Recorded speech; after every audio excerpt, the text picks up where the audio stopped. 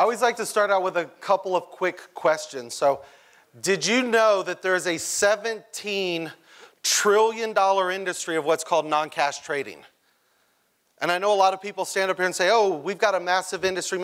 This is $17 trillion of an existing industry where companies trade goods and service in a non-cash manner. So what that means is companies like Caterpillar will trade for coal. IBM will trade computers for cars.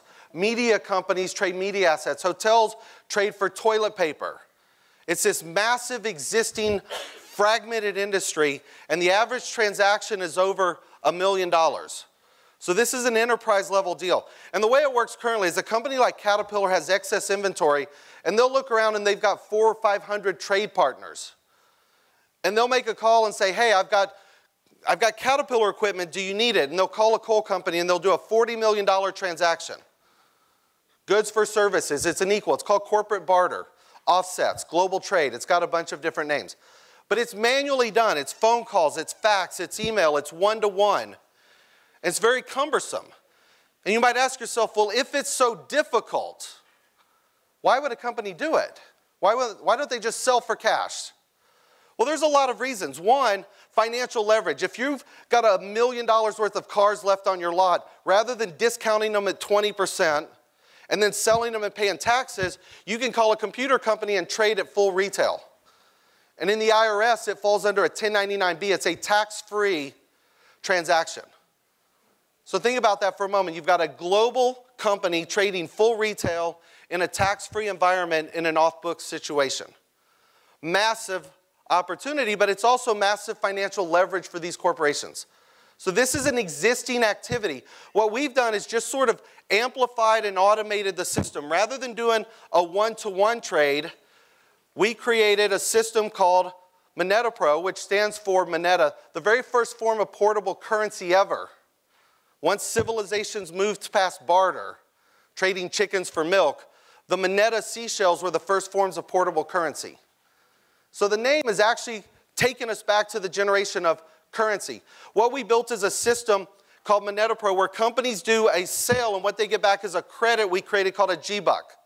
It's just an acronym. It stands for a General Business Usage Credit. But now instead of having to negotiate one-to-one, you can sell your assets, receive this internal trade credit, and use that credit to buy assets from somebody else within the network.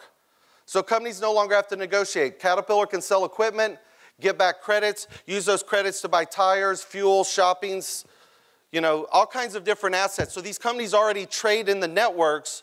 We're just providing an automated solution. So MonetaPro at the top solves automation. That is a big component.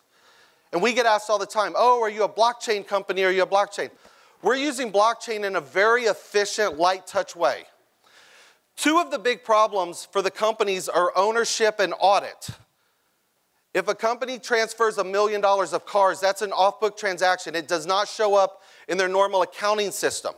So if they get audited, they have to prove, the CFO has to prove, hey, I gave that guy $1 million worth of cars and here's the cars I gave him. So we're using a private blockchain to simply write ownership and audit to allow the companies to now have a compliance trail on the activities they're already doing. So we are integrating blockchain, but in a very, very, very lightweight manner. And so for us, the systems are actually complete. We spent about $6 million building a multi-party trade platform, active lifeline of corporations, a long list. I actually tried to do this. I get asked a lot, how long have you been in crypto? How long have you been in this space? We tried to build this. We actually built the system. We tried to launch this in 2000 as a global currency, and nobody understood it. So the G-Buck used to stand for a global business usage currency. So we've looked at this space for many years. The blockchain has just helped sort of accelerate and enable the opportunity for these large corporations. And so what we did is we went back and put together a management team, very specific industry. I've done 11 companies. I've taken a couple public, but technology, 25 years, oh, we're over here, 25 years experience out of Israel. Some of our sales guys, one of our top sales guys is coming in who built the American Express sales force. And you may not know, American Express was first launched as a cash flow tool for CFOs to save money. So we built the team around enterprise people who have actually been there, done that. And then at the advisor level, I know everybody likes to say, hey, we've got great advisors. Ours are industry specific. So we brought in a guy named Roger Van Scoy, ran First Data Global Card Operations.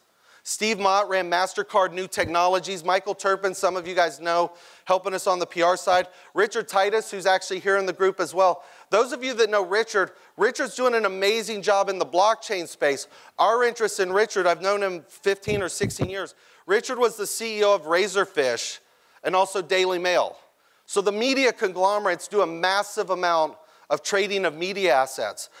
John Sutton, who's actually here in the room, global food expert. So we looked at industry-specific people. Jeff Hazlett, the former CMO of Kodak. Have you guys heard the Kodak coin? John Hall's a friend of mine. He's actually one of our contributors. He's bringing Kodak in. Steve Beauregard. So we actually have a great advisory team, but they were very specific in the way they selected. And then Greg Morrow on our legal team, I specifically went to a company called Squire Patton Boggs, 5th largest law firm in the world, convinced them to take us on as a client, which brought in 4 former SEC prosecutors and Gregory, who was with the Federal Reserve. Because we're going after corporate, we had to play a corporate game. And so what we've done is we've done a $35 million, we're in the process of a $35 million round. We did a private round at $1 million, friends and family, just to get things off. So right now we're doing $4 million at 25 cents.